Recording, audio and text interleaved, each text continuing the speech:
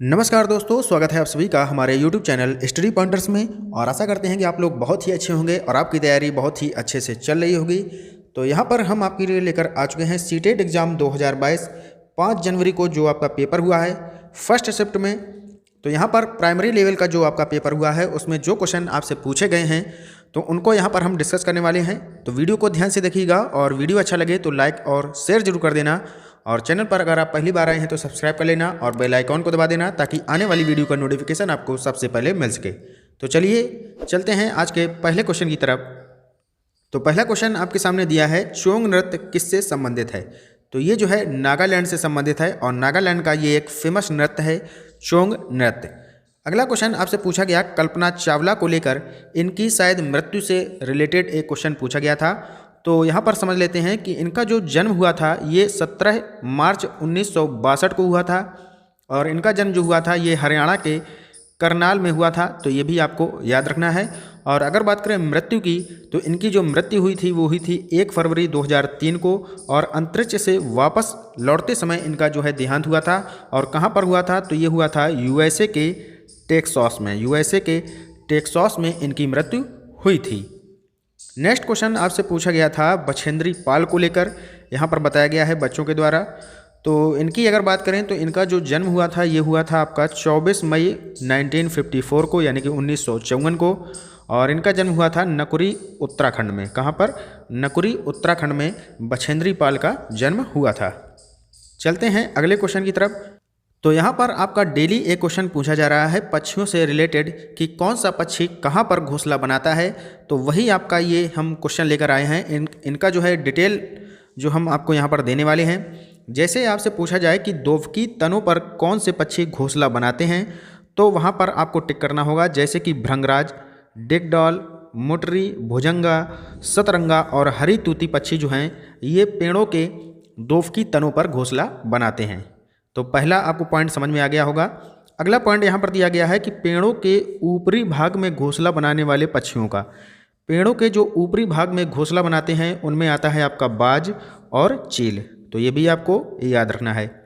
अगला यहाँ पर दिया गया है पॉइंट कि जो पेड़ के तने होते हैं उनके सुराखों में जो घोंसला बनाते हैं तो उनमें आ जाएगा जैसे कि कटफोर हुआ, पहाड़ी मैना हुई, नीलकंठ, धनेश, तोला, उल्लू, हारिल और सिफिया। तो ये सभी पक्षी आते हैं।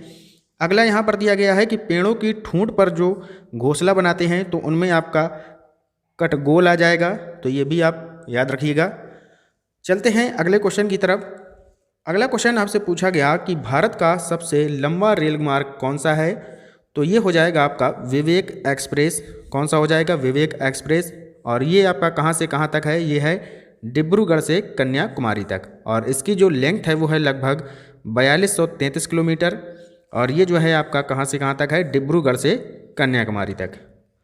अगला क्वेश्चन जैसे कि आपसे पूछ सकता है कि दुनिया का सबसे जो लंबा रेल मार्ग है तो वो हो जाएगा वो आपका ट्रांस साइबेरियन रेल मार्ग। नेक्स्ट क्वेश्चन आपसे पूछा गया गणित में कि 55,55,555 को आप गणितीय भाषा के रूप में लिखिए। तो गणितीय अंकों के रूप में इसको हम इस टाइप से लिख सकते हैं 55,55,555, यानी कि जो 5 है आपका ये आएगा आपका 7 बार। और इस तरीके से हम इसको लिख सकते हैं। चलते हैं आगे। यहाँ पर आपसे सीडीपी में जो क्वेश्चन पूछे गए हैं, जैसे कि एनईपी 2020 से आपका डेली एक क्वेश्चन देखने को मिल रहा है। तो एनईपी से रिलेटेड हम जो है आपको एक वीडियो प्रोवाइड करा चुके हैं, जाकर आप वहाँ पर देख सकते हैं। डिस्क्रिप्शन में आपको लिंक दे दिया जाएगा। नेक्स्ट यहाँ पर एनसीएफ से भी क्वेश्चन आपको डेली देखने को मिल रहे हैं। उसके बाद कोहल वर्ग हुआ, पियाजे, वाइगोस्की, इनसे आपको डेली क्वेश्चन पूछे जा रहे हैं। चोमस्की से भी आज प्रश्न देखने को मिला है। और एक क्वेश्चन आपका पूछा गया था पठन विकार से संबंधित, तो ये हो जाएगा आपका डिसलेक्सिया। तो इस टाइप के क्वेश्चन आपके बन रहे हैं सीडीपी में। चलते हैं आगे। अगला क्वेश्चन आपसे पूछा गया कि हिमाचल प्रदेश की प्रसिद्ध जनजाति कौन सी है? तो ये हो जाएगी इंडो आर्यन परिवार। इंडो आर्यन परिवार जो है ये हिमाचल प्रदेश की एक प्रसिद्ध जनजाति है। नेक्स्ट क्वेश्चन आपसे पूछा गया कि मिजोरम का लोक नृत्य कौन सा है? तो ऑप्शन के अकॉर्डिंग आपको वहाँ पर टिक करना था। तो इनके जो लोक नृत्य हैं वो हो जाएंगे जैसे कि चेराव हुआ, खल्लम, चैलम, इस टाइप के यहाँ पर लोक नृत्य फेमस हैं। अगला क्वेश्चन आपसे फिर से पूछा गया थीम को लेकर तो यहाँ पर आपके सामने 4 ऑप्शन दिए गए थे, परिवार एवं मित्र, भोजन, आवास और काम और खेल। तो अगर बात करें कि इसमें से जो है कौन थीम नहीं है, तो थीम जो नहीं है वो है काम और खेल। काम और खेल जो है ये परिवार एवं मित्र की उप थीम है। क्या है? काम और खेल जो है ये परिवार एवं मित्र की उप थीम है, ये थीम नहीं है। तो यही हमारा यहाँ पर राइट आंसर हो जाएगा, ऑप्शन नंबर 4। चलते हैं अगले क्वेश्चन की तरफ।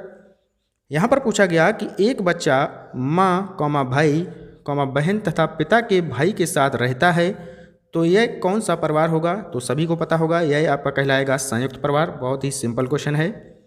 अगला क्वेश्चन आपसे पूछा गया कि एक बच्चा जो दूसरों की बातों की उपेक्षा कर रहा है लेकिन किसी डर के कारण या नैतिक मूल्यों के कारण उस काम को कर रहा है, तो इसमें से वह कौन सी अवस्था में होगा?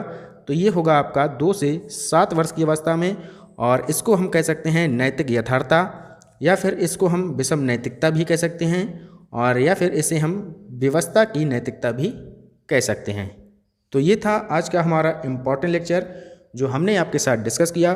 तो वीडियो कैसा लगा ज़रूर कमेंट बॉक्स में बताएं। मिलते हैं अगले वीडियो में, तब तक के लिए good bye, have a nice day. जय हिंद, जय भारत।